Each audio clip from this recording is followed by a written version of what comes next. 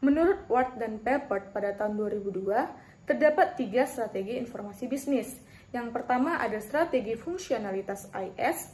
Strategi fungsionalitas IS ialah strategi yang menjelaskan secara lebih rinci persyaratan untuk e-bisnis yang diberikan oleh berbagai aplikasi bisnis.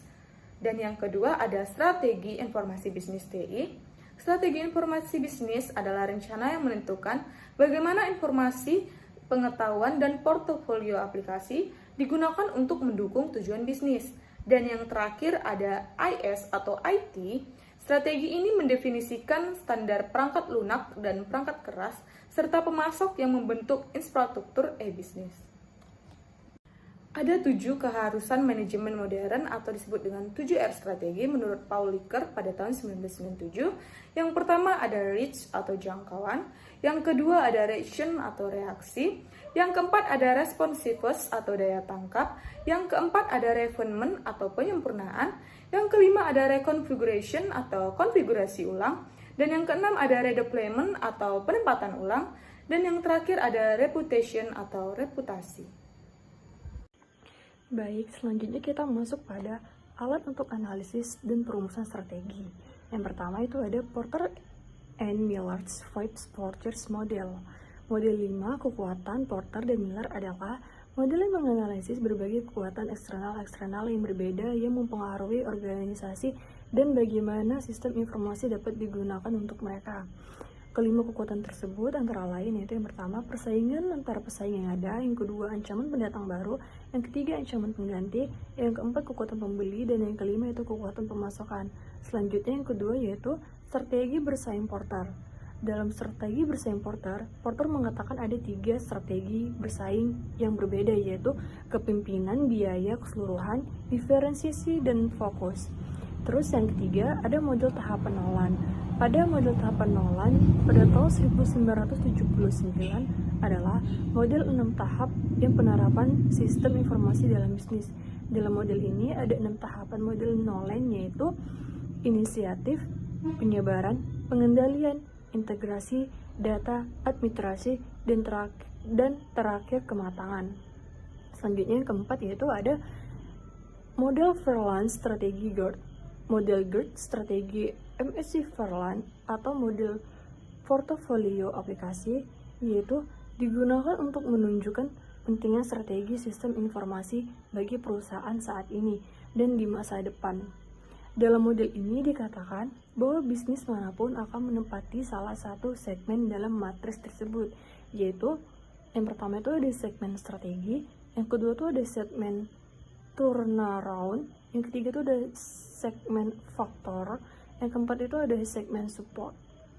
Oke teman-teman, selanjutnya kita masuk yang materi selanjutnya yang kelima yaitu value chain analysis, di mana ternyata value chain Michael Porter ini adalah kerangka kerja untuk mempertimbangkan aktivitas utama dalam suatu organisasi dan beberapa baik aktivitas itu menambah nilai saat produk dan layanan bergerak dari perencanaan hingga pengiriman ke pelanggan.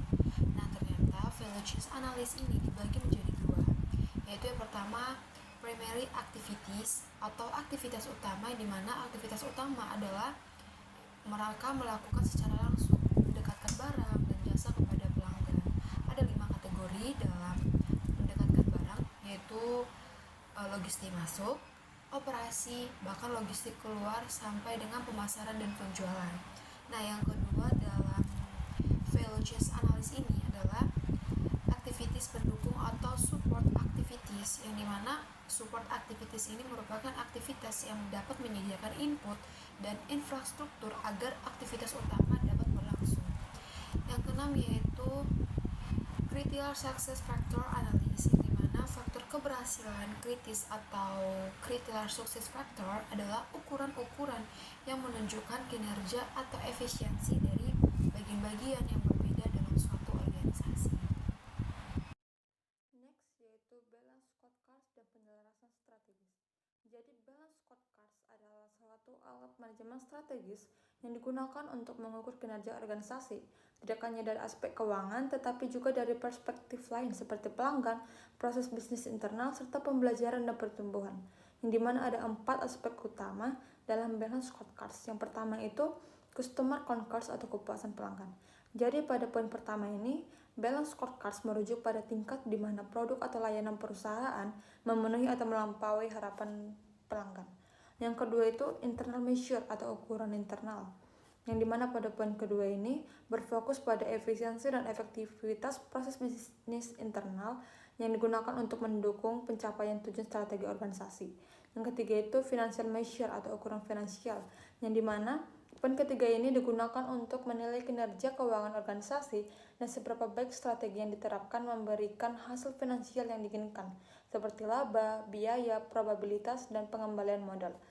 Yang keempat itu learning and grow, yaitu pembelajaran dan pertumbuhan, yang dimana pada poin keempat ini berfokus pada kapasitas organisasi untuk terus berkembang, berinovasi, dan meningkatkan kompetisinya agar menjadi tujuan jangka panjang.